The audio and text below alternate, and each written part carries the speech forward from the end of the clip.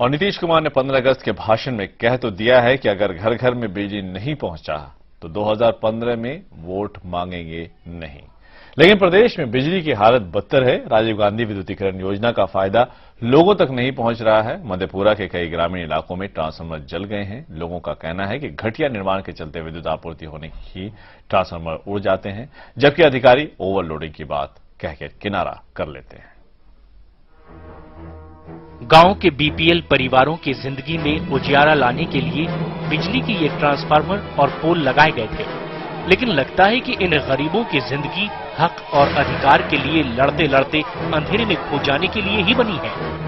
विद्युतीकरण योजना के तहत जो गांव के अंदर ट्रांसफार्मर लगाए गए थे, वह ट्रांसफार्मर बिल्कुल अक्षम साबित हुआ, बिल्कुल घटिया सामग्री दी गई, जिसके कारण पूरे मधेपुरा जिला के अंदर ये अधिकांश मोटा मोटी मैं कह सकता हूं कि 90% से अधिक पंचायतों के अंदर यह ट्रांसफार्मर जल गया।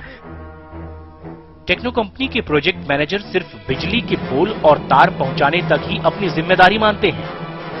इसके बाद गांव वालों को बिजली मिले ना मिले, इससे इनका कोई सरोकार नहीं।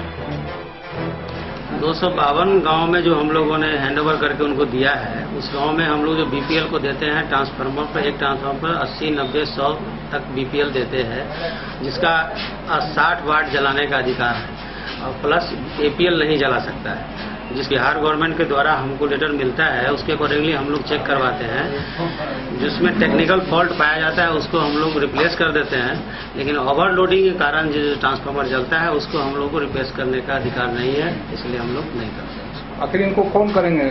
इसमें बिहार गवर्नमेंट अपना विचार कर रही है।